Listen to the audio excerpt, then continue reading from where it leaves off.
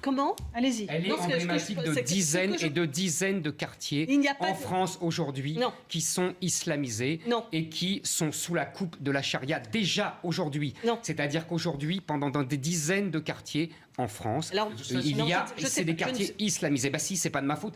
Non, mais par exemple... Mais c'est des innombrables banlieues. Il y a toutes les ZUP, déjà tous les quartiers dits sensibles. Mon Dieu, pitié, c'est affreux ce que vous racontez. Vous ne connaissez rien. Les flics disent la même chose. Tous les rapports parlementaires disent la même chose. Vous savez, c'est assez simple. Alors, oui, écoutez, je ne sais pas de quoi vous parlez, mais je veux dire, les musulmans il y a 350 quartiers dits sensibles. Oui, et ces 350 quartiers, vous pensez qu'ils sont islamisés? Enfin, vous racontez, vous délirez complètement. Malheureusement. Sur ce que dit Zineb El Razoui à propos des frères musulmans. J'ai écouté tout le monde avec beaucoup d'attention. Vous avez noté, pas religieusement, mais laïquement. Donc je n'ai coupé personne. Je suis sûr qu'au bout de 20 secondes, je vais être coupé de toutes parts. C'est ça qui est un peu compliqué dans ce genre de débat. Mais non, voilà, même pas 30 secondes, donc 3 secondes. On a un cocktail là, depuis tout à l'heure. Donc tout est ressorti. Les 8 femmes dans la piscine, la MIF de Hakim El-Karaoui, ancien conseiller politique de Jean-Pierre Raffarin, il faut quand même le préciser au passage. Il ne vient pas des quartiers de je ne sais pas où, donc énarque. On parle de l'étude de l'Institut Montaigne. Enfin, je veux dire, cocktail. Et moi, personnellement, j'ai une règle là-dessus. Il y a des règles dans notre pays. Les règles qui régissent notre pays, ce n'est pas les règles de Jean-Sébastien Ferjou, Éric Zemmour ou Karim Zeribi, c'est les règles de la République et de la laïcité. Sur cette piscine que nous avons vue, est-ce que les femmes enfreignent les règles? La réponse est oui. Elles ont tort. Est-ce que cette association est dans son droit de militer comme elle le fait? Et en plus, je suis très gêné, c'est un garçon qui prend la parole pour parler des filles. Elles sont assez grandes pour s'exprimer elles-mêmes. Donc ça, c'est grave. Mais et troisième question, est-ce que l'État s'apprête à donner, ce que dit Zineb El Razoui, la gestion de l'islam de France à des gens proches de l'UEF? Je vais être frustré parce qu'effectivement, je ne pourrais pas dérouler mon propos, mais ce qu'on a entendu, c'est abominable. Il y a 6 millions de musulmans dans notre pays. Avec le cocktail qu'on vient d'entendre, on a l'impression que la République est en danger et qu'elle vacille parce qu'ils vont préférer l'islam et la charia donc aux lois de la République. Or, ces 6 millions de musulmans que je sache, donc respectent les lois de la République dans leur immense majorité, que nous devions combattre quelques groupuscules radicaux à l'évidence oui, qu'on nous convaincre l'intégrisme à l'évidence oui, mais qu'on nous explique sur ce plateau tranquille que quelqu'un qui a jamais mis un pied dans un quartier sensible nous explique que tous les quartiers sont gangrénés par l'islam, par les frères musulmans, par la charia, mais c'est hallucinant. On n'a pas le droit de faire ça. Il y a des gens qui nous écoutent, faut être sérieux. L'identité républicaine que défend Zemmour, c'est pas l'identité républicaine à la française que moi je défends. Ça n'a rien à voir, parce qu'il y a des règles dans notre pays. Et porter un foulard, ça n'est pas interdit par la laïcité, c'est interdit dans les services publics, c'est interdit dans certaines conditions, mais ça n'est pas globalement interdit. Se baigner avec un burkini, le Conseil d'État a cassé des arrêtés municipaux. C'est pas moi le Conseil d'État, c'est une instance qui est bien supérieure à Zemmour pour parler de République. Elle a dit non, vous n'avez pas le droit. C'est un espace ouvert qui est public, elles ont le droit si elles veulent le faire. Et ça n'est pas un acte politique, c'est la liberté de la femme. Le féminisme, c'est aussi respecter la liberté de la femme. Quand elle veut montrer son décolleté, elle doit pouvoir le faire. Quand elle veut porter un foulard, elle doit pouvoir le faire. Porter la burqa est interdit dans notre pays. Donc il faut respecter la loi. Mais porter un foulard, ça ne l'est pas. Que ça plaise ou non. Là, on a un combat politique. Mais quelque part, ceux qui donnent de l'eau au moulin des gens qui sont en face de moi, c'est les radicaux. Ils existent parce qu'il y a une poignée de radicaux. Et ils veulent nous faire croire, pour exister encore plus, que ces radicaux sont majoritaires. Ils ne le sont pas. Arrêtez de faire peur et d'être dans l'hystérie. Est-ce qu'il y a un projet politique mené aujourd'hui par les frères musulmans dans notre pays, oui ou non? Mais à n'en pas douter, il y a des gens qui ont un projet politique. La question, c'est de savoir, est-ce que ces gens sont majoritaires dans la communauté musulmane ou est-ce qu'ils sont ultra-minoritaires? Moi, je la connais, la communauté musulmane. Je vis dans les quartiers nord de Marseille. Je suis musulman moi-même, donc ils sont ultra minoritaires. Et les premiers qui me mettent en difficulté, c'est des gens comme moi, c'est des gens qui sont musulmans, laïcs et républicains. Nous représentons l'immense majorité de la communauté. Arrêtez de faire croire aux Français que nous ne pouvons pas vivre ensemble. Arrêtez de faire croire aux Français qu'il y a un projet politique derrière chaque musulman. Ça n'est pas le cas. C'est insupportable. C'est insupportable. Plus serein ces propagandes-là sont insupportables. Peut-être qu'on peut se parler sur un ton plus serein de toutes ces questions-là. Mais à condition qu'on ne dise pas n'importe quoi. Excusez-moi, mais je veux dire, à un moment donné, il faut lui mettre des frères musulmans en face. Ils s'entendront, parce que c'est fonds de commerce contre fonds de commerce. Moi, je suis républicain et laïque.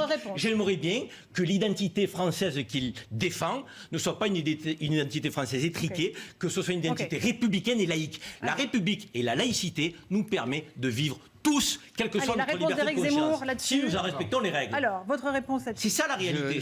J'aime bien... On nous a fait le débat sur les prix. Karim, laissez-le répondre. À chaque fois, il y a une polémique nouvelle. Je ne sais pas qui est hystérique ici, mais enfin bon. Non, je suis passionné, moi, plein de convictions. Mais vous avez tout à fait raison d'être passionné, c'est très bien. Votre réponse. Pour apaiser la nation. Mais oui, c'est bien. Vous l'hystériser. Mais c'est pas parce que vous savez, vous répéterez comme un mantra les expressions des lieux communs post-68 art et antiracistes sur le vivre ensemble, sur la République, sur la laïcité. Tous ces mots qui ont été dévoyés depuis 30 ans. Quand vous dites le Conseil d'État a autorisé, vous avez tout à fait raison. Il dit qu'il a cassé des arrêtés. Mais vous avez tout à fait raison, monsieur. Simplement, moi, j'estime, et j'ai beaucoup écrit là-dessus, que le Conseil d'État lui-même a dévoyé la laïcité depuis 30 ans. Non, le Conseil d'État a dévoyé la notion de République. Absolument, monsieur Zemmour. Mais vous êtes l'incarnation de la République. Moi, je vais vous dire. Moi, j'ai une conception de la République traditionnelle, de la Troisième République. Le Conseil d'État, non, le Conseil d'État a basculé. À la poubelle. Oui, non, pas à la poubelle du tout. C'est un vrai combat politique. Non, ils sont les alliés objectifs des frères musulmans, absolument. C'est le Conseil d'État. Monsieur, si vous pouvez pas vous exciter comme ça, c'est parce que... Éric Zemmour, on va faire une petite pause, le temps que tous les esprits se reposent. Mais moi aussi, monsieur. Éric Zemmour, gardez votre énergie tous les deux. On se retrouve dans un instant dans Punchline. Tout de suite. Et on se retrouve dans Punchline sur CNews avec nos débatteurs. On parlait de cette question de la place de la religion dans notre société. Éric Zemmour, vous disiez qu'il y a une islamisation de certains quartiers. Évidemment, thèse démentie par Catherine Tricot qui dit travailler dans certains de ces quartiers. Quelle preuve, encore une fois, pouvez-vous nous apporter, Éric Zemmour? C'est très simple, c'est tous les témoignages des gens qui, d'abord, des policiers, des pompiers, qui ne peuvent plus aller travailler dans ces quartiers, qui sont caillassés en permanence, des médecins qui sont agressés, des boutiques halal partout, des jeunes filles en jupe qui se font insulter et qui se font interdire, des cafés interdits. Je veux dire, mais c'est même une banalité. C'est même pas. Il y a rien à dire. C'est connu, c'est vu, c'est archivé. Est-ce qu'il y a une solution? C'est ce que dit Boualem Sansal lui-même. Vous savez, le grand écrivain algérien, il dit ce sont des républiques islamiques en herbe. Voilà, c'est tout. Je peux pas dire autre chose. Est-ce qu'il y a une solution? Est-ce qu'il y a une façon de vivre ensemble? Mais on vit pas ensemble.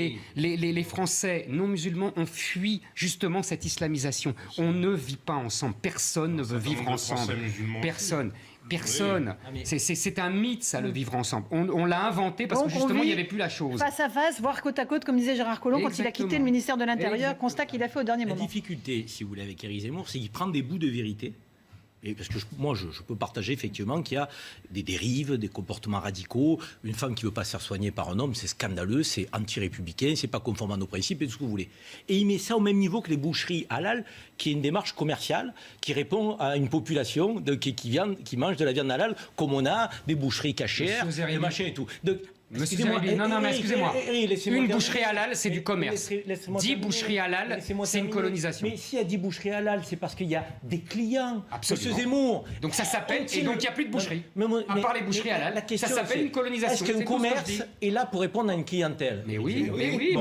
C'est bien le sujet. Est-ce que c'est un délit?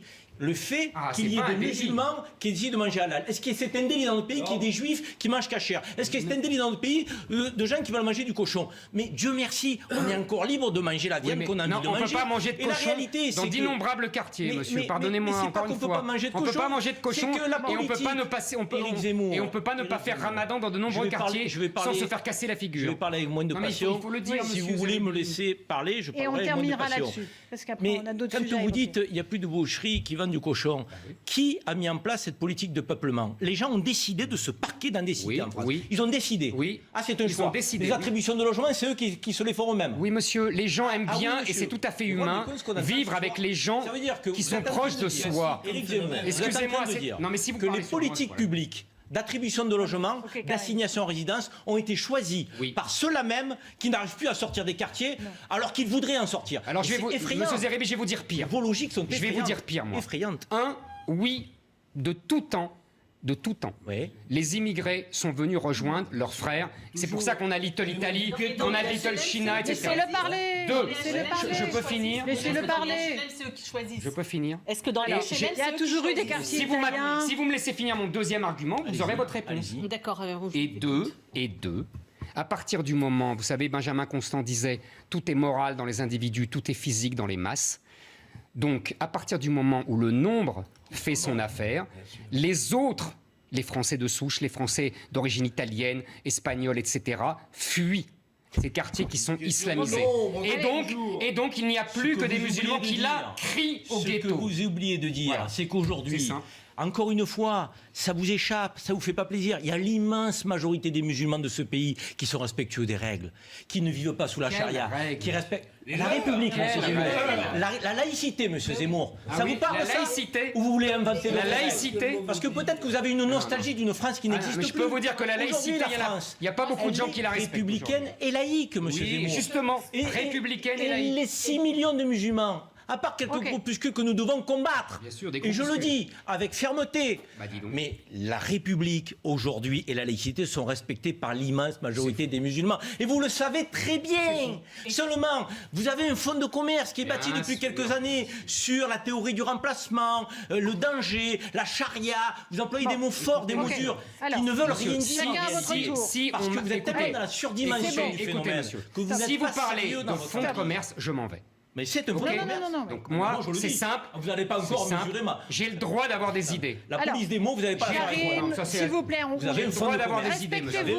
J'ai le droit d'avoir des idées, ne vous déplaise. S'il vous plaît, en plus, c'est la réalité. Comme mon fonds de commerce, c'est la réalité.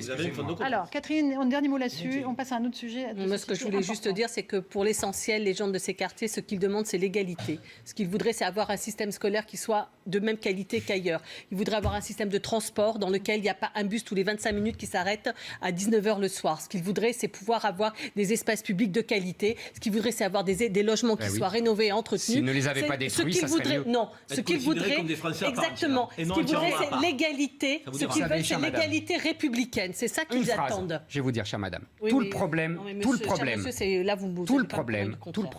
et d'ailleurs c'est un problème qui se pose à des immigrés, je dirais, sincères, qui veulent vraiment assimiler la culture française, et il en existe.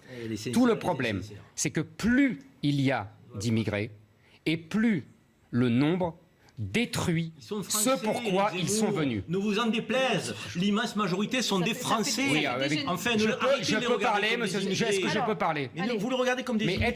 Avoir une carte d'identité, monsieur, avoir une carte d'identité, ce n'est... Je peux finir. Avoir un papier français, ça ne veut pas dire être assimilé à la France. Autant pour vous que pour eux. Absolument. Vous faites du révisionnisme républicain. Si vous voulez. Vous avez une conception qui est détournée. Bien la réalité, c'est que votre identité républicaine, vous voulez y mettre une connotation ethnique et religieuse. Pas du tout. Elle n'en a pas, l'identité républicaine. Il y a une connotation, que ça vous plaise ou non. Il y a une connotation culturelle. Et si on refuse la culture française, l'histoire de France, on n'est pas français. L'identité républicaine est avant tout politique. Pas du tout. Avec des valeurs universelles. Liberté, égalité, fraternité. Ça n'a rien de culturel. C'est le contraire. Mais vous je vous le dis. C'est pas grave. Et la laïcité, il en est. Mais voyons, allez, vas-y. C'est une construction et c'est tout est inventé. Mais c'est une histoire qui se fait. La liberté de conscience. Le sujet de